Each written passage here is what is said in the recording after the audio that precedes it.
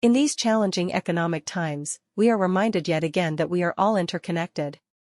What happens in America does not stay in America. The stubborn persistence of inflation on this side of the Atlantic is having far-reaching ripple effects, complicating the plans of central banks around the world. As an American, it pains me to say this, but the United States has emerged as the problem child among advanced economies. Just when our European friends thought they were turning the corner on high prices, those dashed hopes have been dashed again by disappointing U.S. inflation data. The Federal Reserve's struggle to quell domestic price pressures threatens to tie the hands of other central banks trying to guide their own ships to calmer seas. The European Central Bank and Bank of England have tried to put on a brave face, insisting their inflation dynamics are distinct from America's perfect storm of supply shocks and loose fiscal policy. There is some truth to this. Europe's price surge was more energy-driven while America's was stoked by pandemic-era profligacy. But ultimately, as the world's largest economy and issuer of the global reserve currency, America casts a long shadow. When the Federal Reserve keeps rates higher for longer to battle inflation, it strengthens the dollar, pinching import costs for countries like Germany and Britain. Their central banks cannot blithely cut rates and risk sparking a disruptive rise in imported inflation.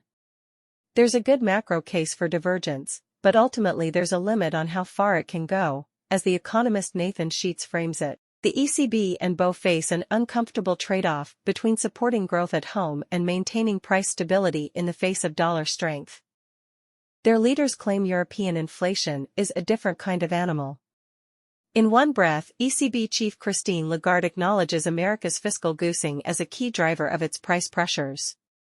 In the next, she downplays any policy spillovers, insisting the Eurozone merely needs to tame a separate beast.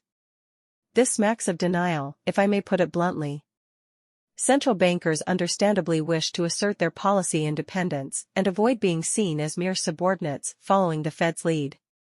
But economic reality does not bend to such rhetoric. Global markets are clearly skeptical that major central banks can veer too far from the Fed's trajectory without unleashing currency chaos.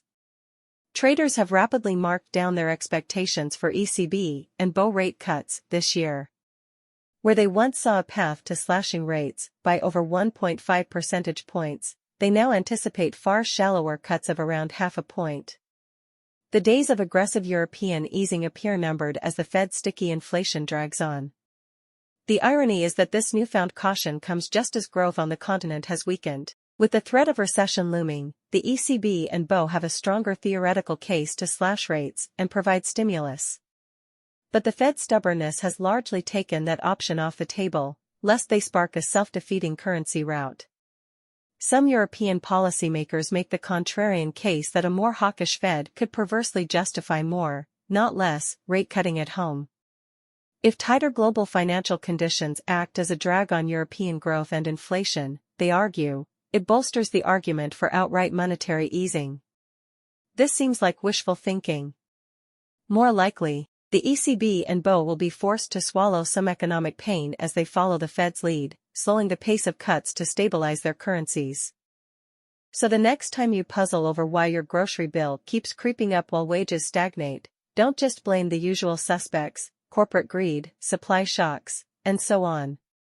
Look across the Atlantic, where America's failure to promptly tame its own inflation beast is prolonging economic hardship not just at home, but across the free world.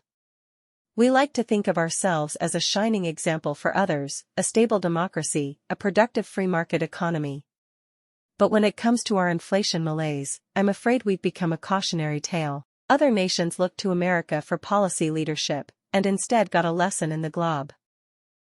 Costs of governmental overreach and bad money supply management. It's a harsh indictment, but one we must own. The humbling truth is that when the U.S. monetary machine runs amok, the rest of the world feels the tremors. Our allies now find their own policy room for maneuver constrained by fears of excessive dollar strength, a consequence of our own poor choices.